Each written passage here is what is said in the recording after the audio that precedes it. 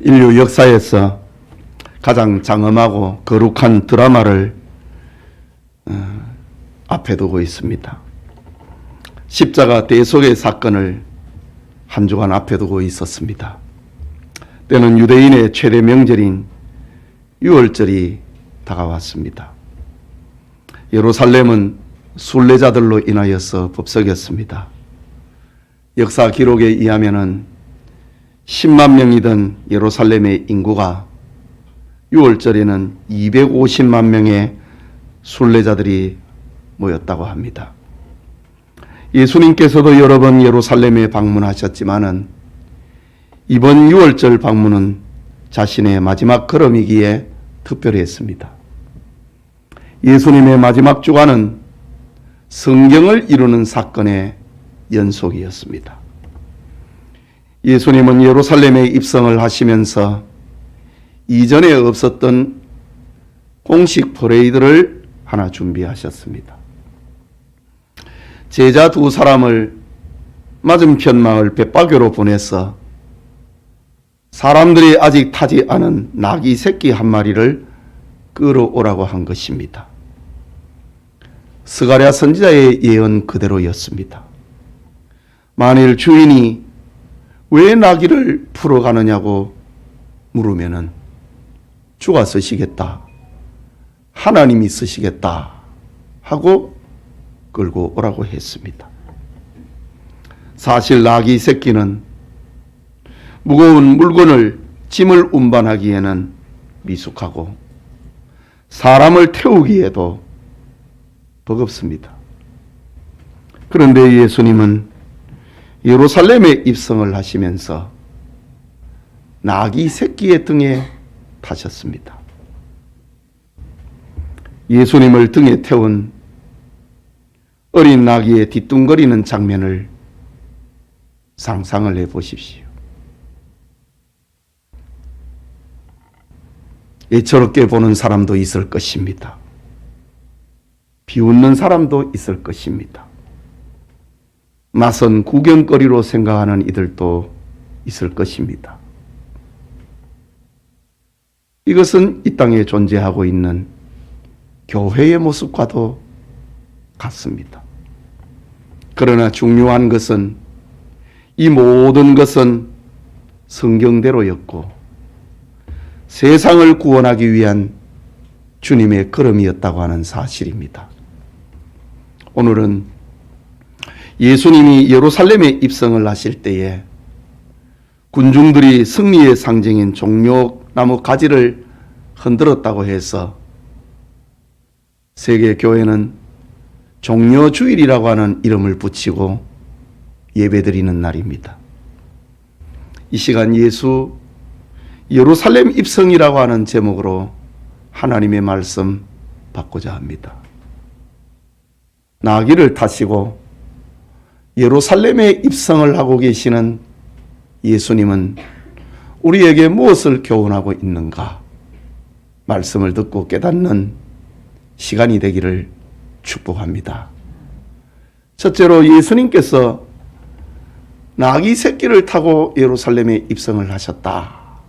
이것은 하나님 나라의 성격, 겸손과 평화의 주로 오신 예수님을 말하고 있습니다. 오늘 본문 읽은 35절에서 36절을 보면은 그것을 예수께로 끌고 와서 자기들의 겉옷을 나귀 새끼 위에 걸쳐놓고 예수를 태우니 가실 때에 그들이 자기의 겉옷을 그들의 겉옷을 길에 펴더라 라고 했습니다. 여러분, 세상을 정복하고자 하는 군왕들은 군마를 타고 나타납니다. 번쩍이는 칼과 창을 들고 호령을 하면서 왕궁으로 입성했습니다. 그러면은 백성들은 그 군왕의 힘과 위엄에 눌려서 노래하고 엎드리고 복종합니다. 그런데 예수님은 군마가 아닌 나귀, 그것도 나귀 새끼를 타고 예루살렘에 입성하셨습니다. 앞서 말씀드린 것처럼 하나님의 나라의 성격이 어떻다는 것을 보여주고 있는 장면입니다. 예수님은 유대인의 왕이시지만은 정치적인 왕이 아니라는 말입니다. 예수님은 창과 칼로 다스리는 왕이 아니라 하늘의 신령한 권세와 위엄으로 다스리는 왕이라는 말입니다. 예수님은 자기 야망을 이루기 위해서 전쟁을 일으키는 왕이 아니라 세상의 생명과 화평을 주는 왕이라는 말입니다. 예수님은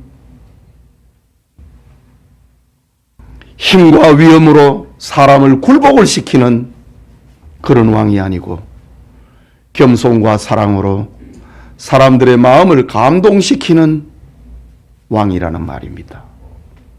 예수님은 섬김을 강요하는 왕이 아니라 모든 사람을 섬기기 위하여 자기 몸을 대속물로 주시는 왕이라는 말입니다. 하나님 나라의 성격은 바로 겸손과 사랑과 평화의 나라라는 사실을 알려주기 위해서 군마를 타지 않고 나귀 새끼를 타고 예루살렘에 입성하셨습니다. 계속해서 37절과 38절을 보면은 이미 감람산 내리막길에 가까이 오심에 제자의 온 무리가 사람들이 본 바 모든 능한 일로 인하여 기뻐하며 큰 소리로 하나님을 찬양하여 이르되 찬송하리로다.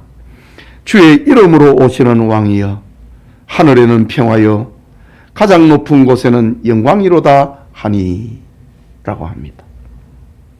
예수님의 예루살렘 입성을 지켜보던 군중들은 자기들이 보았던 일을 생각을 합니다. 경험했던 예수님의 능력을 생각을 하고 기뻐서 소리를 쳤습니다. 그들은 여리고의 소경 거지 바디메오의 눈을 뜨게 하신 기적을 보았던 사람들입니다.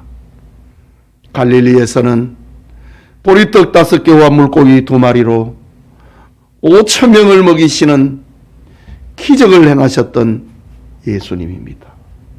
군중들이 놀라서 예수님을 왕으로 세우려고 했습니다. 그때 예수님이 그 자리를 떠나셨습니다. 그런데 지금 예수님께서 스스로 자발적으로 예루살렘에 입성을 하시니 군중들이 놀랐습니다. 흥분했습니다. 예루살렘 양문 곁에서 38년 된 병자를 고친 사건을 보았습니다. 베다니에서는 죽은 지 나흘 되었던 나사로가 무덤에서 다시 살아나는 그 장면을 보았던 사람들입니다. 오늘 성경 37절에도 보면은 제자의 온 무리가 자기들의 본바 모든 능한 일로 인하여 기뻐하며 큰 소리로 하나님을 찬양하였다 라고 합니다. 능력의 예수님께서 예루살렘에 나타나시니 예루살렘 시민들과 수많은 순례객들이 얼마나 놀라고 기뻤겠습니까? 그렇게도 예수님을 왕을 세우려고 했는데 그때마다 자리를 피해버리셨던 예수님께서 스스로 예루살렘에 들어오시는 겁니다.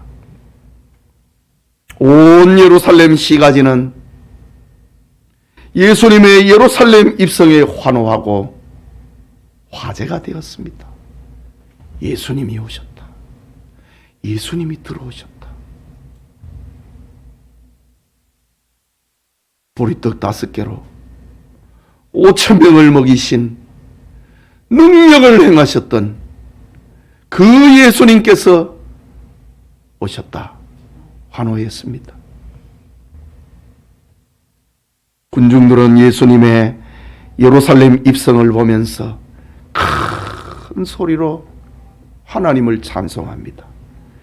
주의 이름으로 오시는 왕이여, 왕이 오셨다고 소리쳤습니다. 하늘에는 평화여, 가장 높은 곳에는 영광이로다 라는 메시아송을 부르면서 예수님의 예루살렘 입성을 환호했습니다. 이번 6월절에는 예수님께서 어떤 기적을 일으키실까 설레고 흥분하고 기대로 부풀었습니다. 이런 군중들의 기대에 예수님의 제자들도 흥분했습니다. 제자들은 나귀 새끼의 등에 자신들의 겉옷을 걸치고 편안하게 예루살렘에 입성하시기를 원했습니다. 군중들은 예수님이 가시는 길 위에 겉옷을 펼치고 예수님의 예루살렘 입성길에 자신의 옷을 밟고 카페트 삼아서 왕궁으로 들어가기를 기대했습니다. 승리를 기원하는 종려 가지를 흔들면서 왕으로 오시는 이여, 왕이라고 소리쳤습니다. 군중들의 한 맺힌 소원이 있었습니다. 그것은 예수님께서 예루살렘과 유다 땅을 더럽혀 놓은 로마군을 예수님이 몰아내고 다윗 왕국보다 더 영광스러운 하나님의 나라를 세우기를 갈망했기 때문입니다. 그러나 예수님은 환호하는 군중들의 기대와는 달랐습니다. 로마군을 몰아내는 독립전쟁을 하기 위함이 아니었고 겸손과 평화의 나라, 하나님의 나라를 세우기 위하여서 어린 나귀를 타고 예루살렘에 입성하셨습니다. 오늘의 그리스도인들은 이 사실을 잊으면 안 됩니다. 여러분의 마음에 예수님을 기다리고 예수님을 환호하고 예수님의 가시는 걸음에 여러분의 겉옷을 펼쳐놓고 그 길을 지나기를 원하시는 그 목적이 무엇인가? 이 말입니다. 주님을 본받기보다는 자기 야망을 이루려 하지 않는가? 겸손과 평화는 뒷전이고 여러분 자신이 왕이 되려고 하고 있지는 않은가? 예수님이 왕이 되면은 높은 자리 하나를 얻어서 자기도 군림을 하려고 하지 않은가? 주님을 따른다고 하면서 누구든지 자기를 높이는 자는 낮아지고 누구든지 자기를 낮추는 자는 높아지리라고 하는 제자도를 잃어버리고 잊어버리고 살고 있지는 아니하는가? 그리스도인들의 삶의 방향은 예수님을 이용을 하여서 자기 뜻을 이루려고 하면은 안 됩니다. 그리스도인의 삶의 방향은 세상에 하나님의 뜻을 세우고 주님의 인격과 삶을 닮아가는 것이어야 합니다. 먼저 하나님의 뜻을 쫓아 행할 때에 하나님은 우리에게 필요한 모든 것을 더해 주신다고 했지 우선과 차선이 바뀌어서는 안 된다는 말입니다. 이것이 나귀 새끼를 타고 예루살렘에 입성하시는 예수님을 맞이하는 종려주일의 의미입니다. 겸손과 평화의 왕 되신 주님을 본받고 주님을 따라가고 자기 야망보다 먼저 그의 나라와 그의 의를 구하는 종려주일의 메시지가 우리 교우들의 가슴에 자리 잡기를 축복합니다. 그게 둘째로 예수님이 나귀 새끼를 타고 예루살렘에 들어오셨다. 이것은 세상의 구주로 오신 예수님을 말하고 있습니다. 본문 39절에서 40절에 무리 중 어떤 바리새인들이 말하되 선생이여 당신의 제자들을 책망하소서 하거늘 대답하여 이르시되 내가 너희에게 말하노니 만일 이 사람들이 침묵하면은 돌들이 소리 지르리라 하시니라 고했습니다. 예수님의 예루살렘 입성을 지켜보던 군중들이 환호하고 왕이 오셨다고 소리쳤습니다. 그러자 그것을 지켜보고 있던 바리새인들이 예수님께 다가왔습니다. 그리고 군중들의 흥분을 중단시키고 이들을 책망하라고 요구하고 협박했습니다. 그러자 예수님은 만일 이 사람들이 침묵하면은 돌들이 소리를 지르리라 하시면서 바리새인들의 요구를 단호히 거절하십니다. 이유는 군중들의 노래소리는 사람들의 기대와 생각과 감정을 넘어서는 그 무엇이 있기 때문입니다. 바로 세상의 구주로 오신 예수님을 위한 노랫말이었기 때문입니다. 여러분, 예수님이 육체를 입고 이 세상에 탄생을 하실 때에 하늘에 천사가 부른 노래가 있습니다. 지극히 높은 곳에서는 하나님께 영광이요 땅에서는 기뻐하심을 입은 사람들 중에 평화로다고 하는 천사가 예수님의 탄생의 소식을 노래로 알려주었습니다. 예수님의 공생애가 절정이 되었을 때에 저 가이사라의 빌립보에 계실 때에 사람들이 놀랐습니다. 예수님이 누구시기에 보리떡 5개와 물고기 2마리로 5,000명을 먹이고 12바구니가 남게 하는가? 예수님이 누구신가? 사람들은 놀랐습니다. 죽었던 세례 요한이 아닌가? 저 구약의 갈멜산에서 하늘에 불이 떨어지게 만들었던 엘리야 선지자가 아닌가? 눈물을 흘리면서 회개를 외쳤던 에레미야 선지자가 아닌가? 아니야. 또 다른 선지자일 거야. 군중들은 예수님에 대해서 누구인가? 그 엄청나신 능력 앞에서 놀랐습니다. 이때 예수님께서 제자들에게 물었습니다. 너희는 나를 누구라고 하느냐? 그때 제자 베드로가 주는 그리스도시요 살아계신 하나님의 아들이십니다 라고 대답합니다. 그때 예수님이 바요나 시몬아, 요한의 아들 시몬아, 네가 복이 있도다. 이를 네게 알게 한 이는 혈육이 아니요 하늘에 계신 내 아버지이시니라 라면서 베드로를 칭찬하셨습니다. 다시 말하자면은 베드로는 하나님의 뜻을 맞추었다는 말입니다. 지금 예수님께서 나귀를 타시고 예루살렘에 입성을 하시는데 군중들이 소리를 쳤습니다.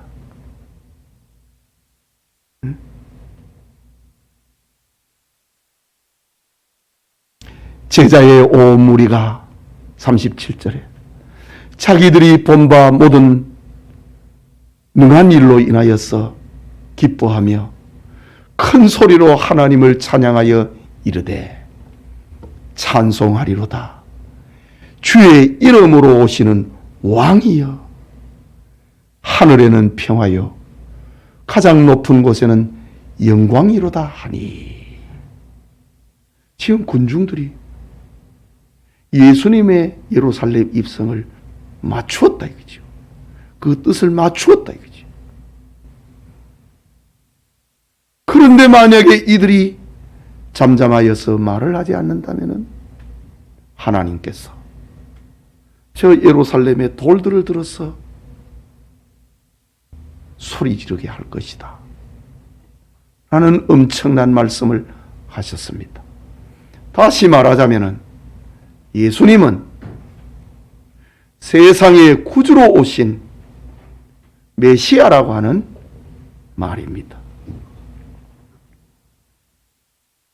하지만 군중들이 하나님과 메시아에게 돌릴 찬송과 영광을 예수님께 돌리자 당시의 기득권층인 바리새인들과 서기관들이 분노합니다. 예수님은 자신들의 기득권을 빼앗고 자신들이 받아가는 그 영광을 빼앗을 자로 생각을 했기 때문입니다. 그들은 예수님이 특별한 재주가 있고 때로는 귀신의 힘을 빌려서 병자를 고치고 백성을 선동하는 것으로 생각했습니다. 때로는 예수님을 가리켜서 바알세불이 들어갔다, 귀신의 왕이 들어갔다 라고 예수님을 매도하기도 했습니다.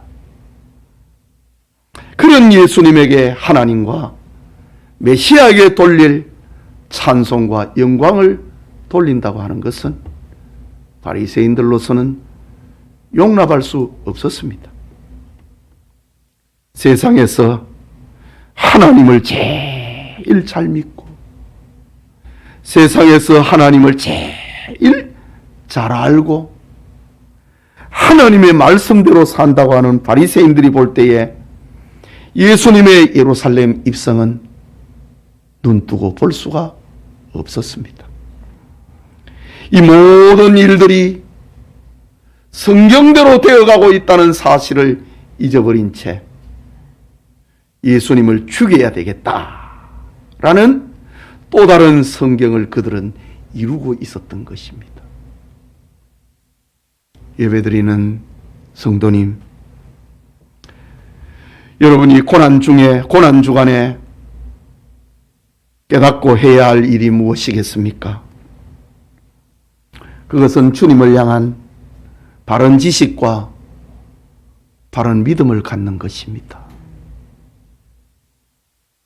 그것은 생활 속에서 하나님을 인정을 하고 하나님을 두려워하고 하나님의 뜻에 순종하면서 사는 것이 나귀 새끼를 타고 예루살렘을 입성하고 계시는 주님을 맞이하는 성도들의 모습입니다.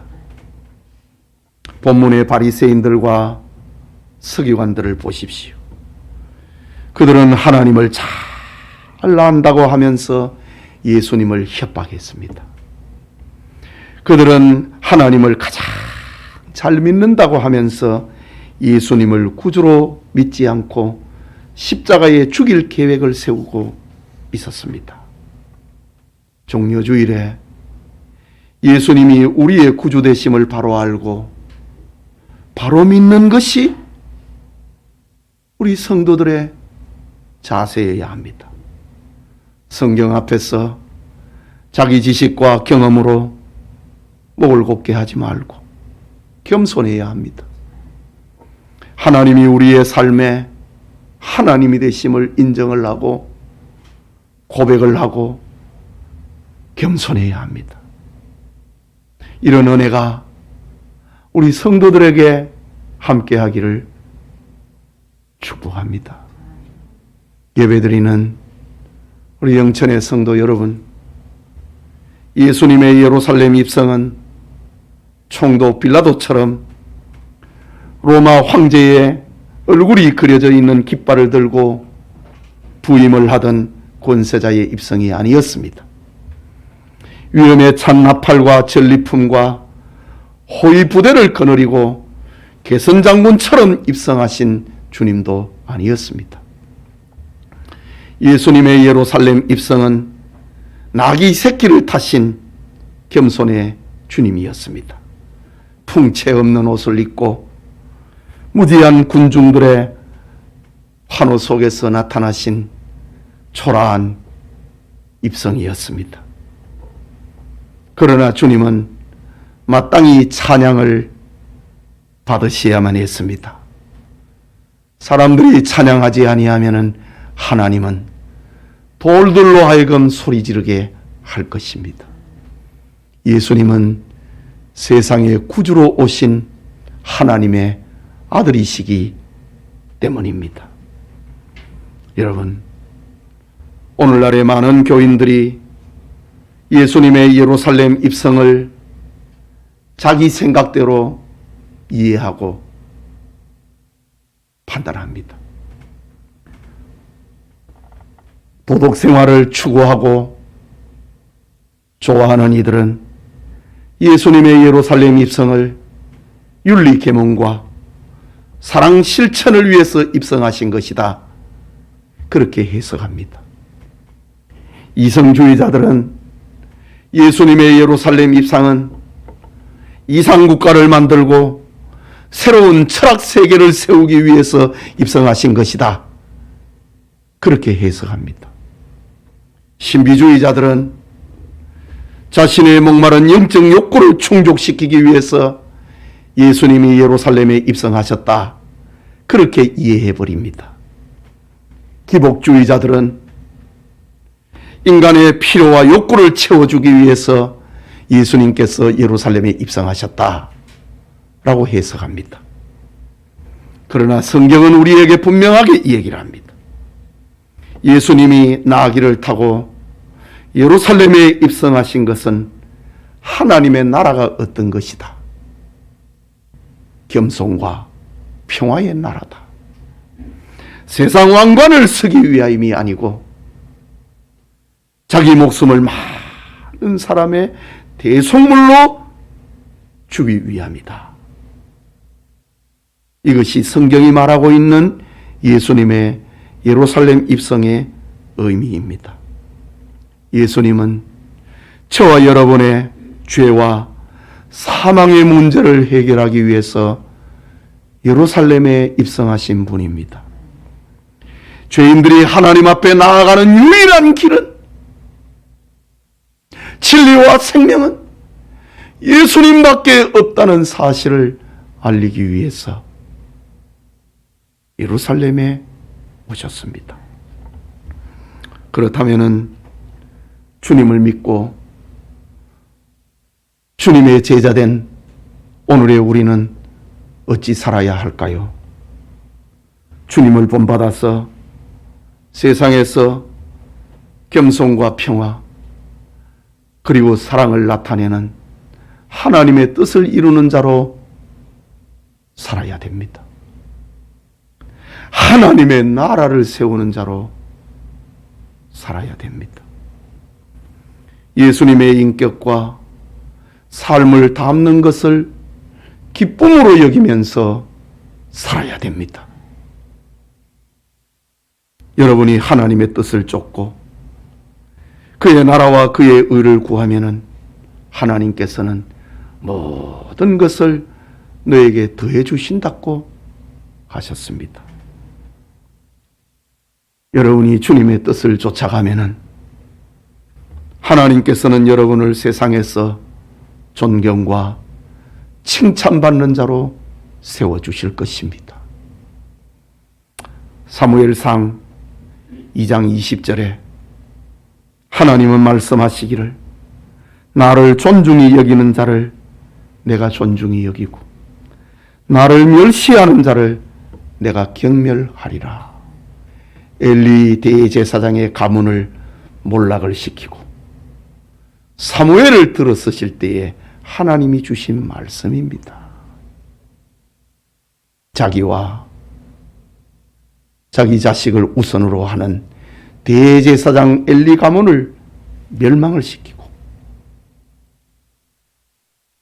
기도로 탄생한 사무엘을 이스라엘의 선지자로 세울 때에 하나님이 주신 말씀입니다.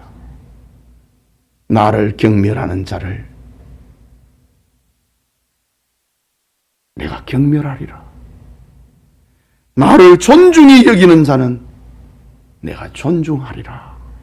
하나님의 말씀입니다.